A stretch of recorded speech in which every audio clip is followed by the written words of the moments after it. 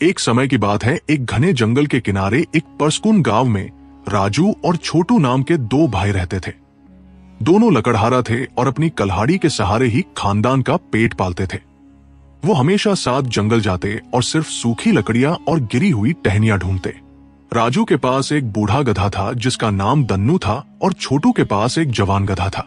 गोलू दोनों अपने अपने जानवरों पर लकड़ियां लाद कर बाजार ले जाते और मुश्किल से गुजारा करते थे।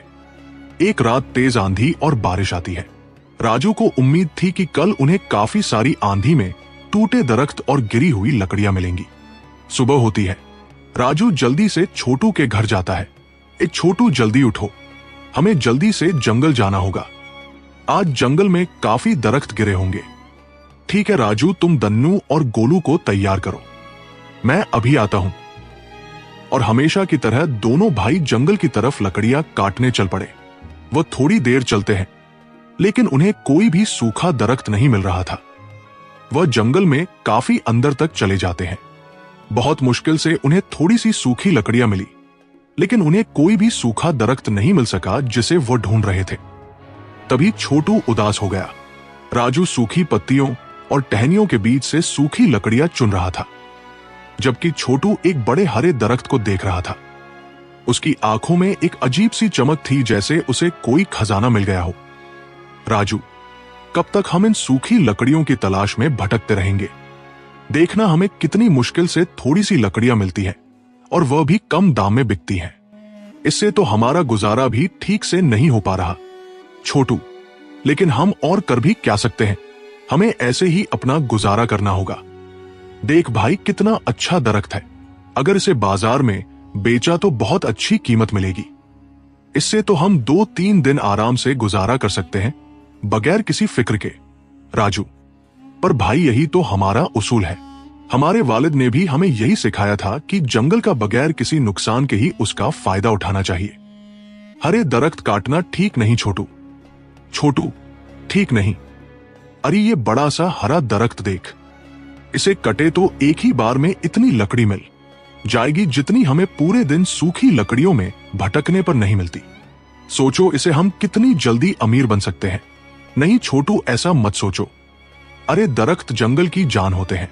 अगर हम उन्हें काटेंगे तो जंगल मर जाएगा, और फिर हम कहां जाएंगे? हमारे जानवर कहां जाएंगे? फितरत का क्या होगा? ये सिर्फ हमारी नहीं, पूरे गांव की जिंदगी का सवाल है। अरे छोड़ ये इल्म की बातें, ये सब किताबी बातें हैं। हमें पेट भरना है, और पेट भरने के लिए कुछ तो करना ही पड़ेगा। सोचो, अगर हम ऐसे 4 हरे दरख्त काट ले तो हफ्ते भर की छुट्टी हो जाएगी और पैसा भी खूब मिलेगा। हमें रोज रोज इस जंगल में भटकना नहीं पड़ेगा। नहीं भाई, मैं इसमें तुम्हारा साथ नहीं दे सकता। मुझे अपने उसूलों से ज्यादा कुछ प्यारा नहीं। मैं अपने वालिद के दिए हुए वादे को नहीं तोड़ सकता। दोनों काफी वक्त तक एक दूसरे को समझाते रहे। ये बातें कब बहस में बदल गई पता ही नहीं चला। राजू अपनी बात पर अड़ा रहा और छोटू अपने लालच में अंधा हो चुका था। तो ठीक है, तुम अपने उसूलों के साथ सूखी लकड़ियां ढूंढो, मैं अपने तरीके से काम करूंगा। अब से हमारा रास्ता अलग है। उसी दिन से दोनों भाइयों के बीच एक गहरी दरार पड़ गई। छोटू के दिल में लालच घर कर गया था, और उसने अपने भाई के अल्फाज को सुनना बंद कर दिया। अगले दिन सुबह छोटू एक नई चमकती हुई कल्हाड़ी लेकर जंगल गया। उसकी आंखों में एक नई चमक थी, लेकिन ये चमक लालच की थी। वो सीधा हरे भरे दरख्तों की तरह बढ़ा, जैसे कोई शिकारी अपने शिकार की तलाश में निकला हो। आज से मैं अपनी मर्जी का मालिक हूं। हरे दरख्त काटना ज्यादा आसान है और इसमें पैसा भी ज्यादा है। राजू को क्या मालूम असली कमाई कैसे होती है। छोटू ने बेरहमी से हरे दरख्त काटना शुरू कर दिए। हरे दरख्त उसे आसानी से मिल जाते थे, और उनकी लकड़ी भारी होने की वजह से बाजार में अच्छे दाम पर बिकती थी। वो ढेर सारी लकड़ियां अपने गधे गोलू पर लाद कर ले जाता और अच्छा पैसा कमाता था। लकड़ियां लो, लकड़ियां लो, लकड़ियां लो, लकड़ियां लो, हरे दरख्तों की लकड़ियां। और तभी छोटू के पास एक सेठ आता है। ए भाई, यह लकड़ियां किस भाव में दी जा रही हैं? मुझे अपनी फर्नीचर की दुकान के लिए अच्छी लकड़ियां चाहिए। सेठ जी, बहुत मजबूत लकड़ी है, आज ही काटा हुआ लाया हूं। 50 रुपए फी किलो दे दूंगा। हाँ ठीक है, लकड़ी तो बहुत अच्छी है, मैं अभी अपनी बैलगाड़ी लेकर आता हूं और लकड़ियां ले जाता हूं। शाम तक छोटू ने सारी लकड़ियां बेच दी थी, मगर आज उसे बहुत अच्छा मुनाफा हुआ था। वो खुशी खुशी घर चल पड़ा। कुछ ही दिनों में छोटू के घर में खुशहाली बढ़ने लगी। उसने अपने लिए 2 बैल, हीरा और मोती के साथ एक बैलगाड़ी भी खरीद ली थी। अब छोटू बैलगाड़ी पर और भी ज्यादा लकड़ियां ले जाता, जिन्हें वो फर्नीचर के काम में लकड़ी बेच देता और उसे भारी मुनाफा होता। अब तो छोटू ने अपने साथ एक आदमी भी रख लिया था जो उसकी मदद करता था। वहीं दूसरी तरफ राजू अभी भी सूखी लकड़ियां खुद ही बेचता था। एक दिन राजू बाजार में लकड़ियां बेच रहा था। तभी वहां छोटू अपने आदमियों के साथ आता है। उसके चेहरे पर घमंड साफ झलक रहा था। छोटू ने राजू को छेड़ते हुए कहा, ए राजू, क्या हुआ? अभी तक लकड़ियां नहीं बिकी तुम्हारी। देखो मेरी तो गाड़ी भी खाली हो गई। मेरी मानो तो मेरे साथ काम करो। खूब दरख्त काटोगे। ये क्या तुम सूखी लकड़ियों के पीछे पड़े हो? इनसे भला क्या कमाई होगी? नहीं छोटू नहीं, मैं ऐसा कभी नहीं करूंगा। बल्कि मैं तो तुम्हें ये सब करने के लिए मना करता हूं। हम फितरत को नुकसान पहुंचाकर दौलत नहीं कमा सकते। ये सुनकर छोटू ने एक देखा नजारा डाला और अपनी बैलगाड़ी पर बैठकर घर चला गया। उसके होठों पर अभी भी मुस्कुराहट थी। वही राजू अभी भी अपनी लकड़ियां बेचने के लिए बैठा था। शाम हो चुकी थी, सूरज ढलने लगा था, लेकिन उसके पास अभी भी थोड़ी सी लकड़ियां पड़ी थी। वो थोड़ा परेशान था। तभी एक ग्राहक आता है। ए भैया, ये लकड़ियां किस रेट में देंगे? भाई 10 रुपए में सारी ले लो। थोड़ी सी बची है। बहुत अच्छी लकड़ी है, सूखी भी पूरी है। जलाने में कोई दिक्कत नहीं होगी। तुम्हें पसंद आएगी। अच्छा ठीक है, दे दो मुझे। ग्राहक ने पैसे दिए और राजू ने उसे बची हुई लकड़ियां दे दी। कुछ दिनों बाद राजू ने देखा कि छोटू के काम करने के तरीके से जंगल को कितना नुकसान हो रहा है। जहां छोटू ने दरख्त काटे थे, वहां की जमीन सूखने लगी थी और मिट्टी ढीली पड़ रही थी। जंगल का वो हिस्सा आहिस्ता आहिस्ता वीरान होता जा रहा था। एक दिन राजू छोटू के पास गया, जो अभी एक और हरा दरख्त गिराने वाला था। छोटू अपनी नई कल्हाड़ी से वार दर वार कर रहा था और दरख्त आहिस्ता आहिस्ता झुक रहा था। राजू, छोटू भाई, मैं तुमसे एक बार फिर बात करने आया हूं। तुम्हें ये सब बंद करना चाहिए। छोटू, क्या है राजू? मेरी तरक्की देख कर जल रही हो। अब तुम मुझे रोकना चाहते हो। देखो मैंने क्या कुछ नहीं कर लिया है।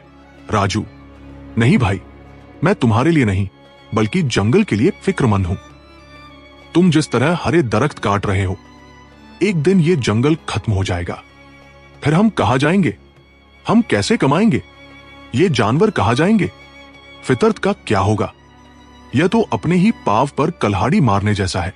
छोटू, अरे बस करो राजू, ये जंगल बहुत बड़ा है।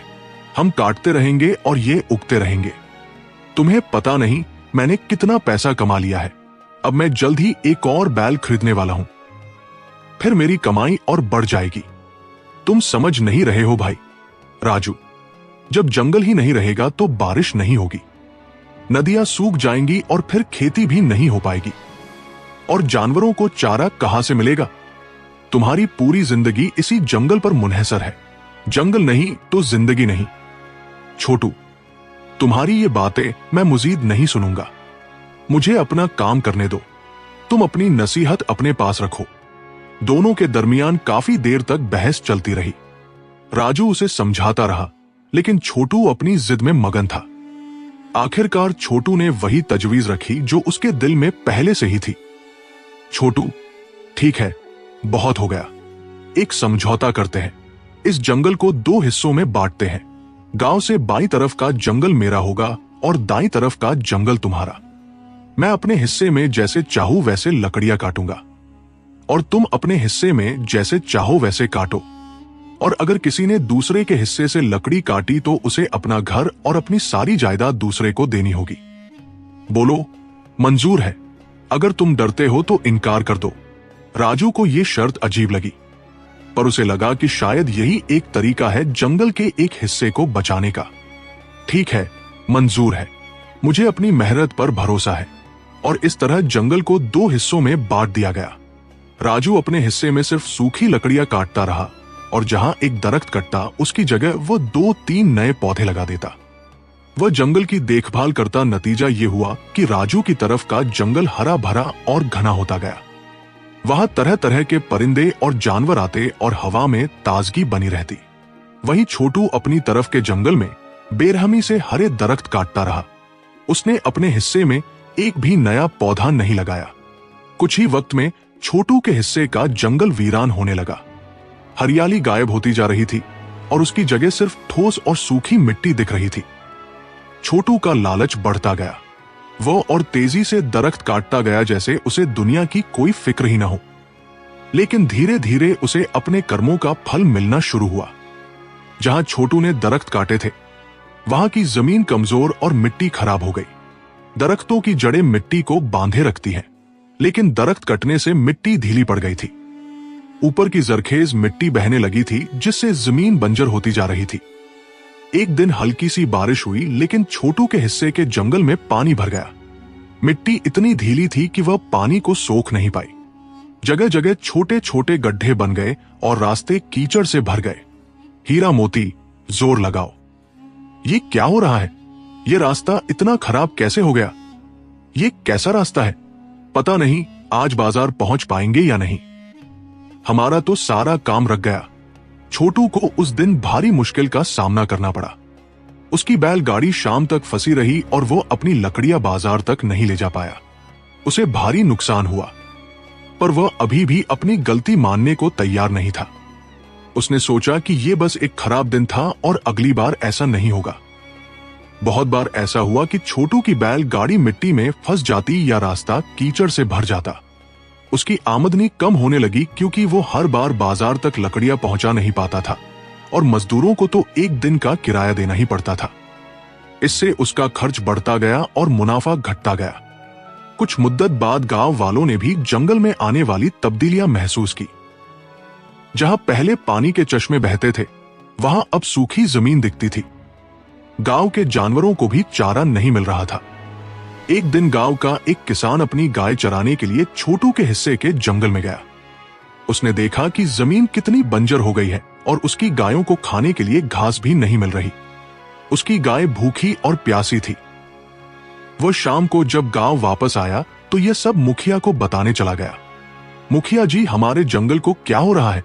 जंगल का एक हिस्सा तो हरा भरा है, लेकिन जंगल का दूसरा हिस्सा तो बिल्कुल सूखा पड़ा है। वहां तो कुछ भी नहीं है। हमारी गायों को चारा नहीं मिल रहा। अगर ऐसा ही चलता रहा तो हमारी खेती भी तबाह हो जाएगी। मुखिया ने गांव वालों से कहा कि मालूम करो आखिर इसकी वजह क्या है। क्यों जंगल का एक हिस्सा सूख रहा है? लोग आपस में गुफ्तगू करने लगे। कुछ लोगों को छोटू के बारे में पहले से इल्म था, लेकिन किसी ने खुलकर नहीं कहा था। और बिल्कुल 2 दिन बाद गांव के हर आदमी को यह बात मालूम हो गई कि आखिर क्यों जंगल का एक हिस्सा सूख रहा है। उन्होंने ये बात मुखिया को बताई। अगले ही दिन गांव के मुखिया ने एक पंचायत बुलाई। राजू और छोटू दोनों को बुलाया गया। गांव के सब लोग वहां हाजिर थे और सबकी आंखों में फिक्र थी। गांव वालों, हमारे जंगल को क्या हो रहा है? ये हमारी जिंदगी की रीढ़ है। मुझे मालूम हुआ है कि छोटू ने हरे दरख्त काटे हैं, जिसकी वजह से जंगल को बहुत नुकसान हुआ है। क्या ये सच है छोटू? छोटू सफाई देते हुए बोला। उसकी आवाज में घबराहट थी। नहीं मुखिया जी, ये सब फितरत का काम है। मैं क्या करूं? बारिश नहीं हुई तो इसमें मेरी क्या गलती? मुखिया जी, फितरत ने उन्हें खबरदार तो किया है। अगर हम फितरत का नुकसान करेंगे तो फितरत भी हमारा नुकसान जरूर करेगी। मैंने छोटू को कई बार समझाया कि हरे दरख्त न काटो, मगर उसने मेरी एक बात भी नहीं सुनी और अब आप देख सकते हैं मेरे हिस्से का जंगल हरा भरा है। मुखिया जी, आप खुद जाकर देख लें। गांव वालों और मुखिया ने जंगल का दौरा किया ताकि बात अच्छी तरह मालूम हो सके। उन्होंने अपनी आंखों से फर्क देखा। जहां छोटू ने दरख्त काटे थे उस हिस्से की जमीन बंजर और सूखी थी, जहां गर्द उड़ रही थी, जबकि राजू का हिस्सा हरियाली से भरा हुआ था। वहां परिंदे चहचहा रहे थे और हवा में खुशगवार खुशबू थी। यह देखकर गांव की पंचायत फौरन फैसला साज हो गई और काफी बहस के बाद मुखिया जी ने फैसला सुनाया। सब लोग खामोशी से मुखिया की तरफ देख रहे थे। पंचायत ने फैसला लिया है कि आज से इस पूरे जंगल में किसी को भी हरे दरख्त काटने की इजाजत नहीं दी जाएगी। अगर किसी ने भी ऐसा किया तो उसे गांव से निकाल दिया जाएगा और उसकी सारी जायदाद छीनी जाएगी। ये जंगल हमारा सबका है और हम इसे बर्बाद नहीं होने देंगे। हमें इसे अपनी आइंदा नस्लों के लिए बचाना होगा। गांव वालों ने मुखिया के फैसले का खैरमकदम किया। छोटू का चेहरा उतर गया। उसके लालच की वजह से अब उसे कोई भी हरा दरख्त काटने की इजाजत नहीं थी और उसे अपनी गलती का एहसास होने लगा था। छोटू के पास अब कोई राह नहीं थी। वो राजू के हिस्से के जंगल में भी नहीं जा सकता था क्योंकि उसने राजू से मुआहदा किया हुआ था और उसे अपना घर और जायदाद खोने का डर था। उसने अब ईमानदारी से सूखी लकड़ियां ढूंढनी शुरू की, मगर उसके हिस्से का जंगल तकरीबन खाली हो चुका था। वहां सूखे दरख्त भी बहुत मुश्किल से मिलते थे। छोटू को अब बहुत थोड़ी लकड़ियां मिलती थी, जिससे उसकी आमदनी बहुत कम रह गई। उसके बैल, हीरा और मोती भी अब ज्यादा काम के नहीं रहे क्योंकि जंगल में उठाने को लकड़ी ही नहीं थी। उनके पास खाने के लिए भी काफी चारा नहीं था। छोटू के पास अब कोई रास्ता नहीं था।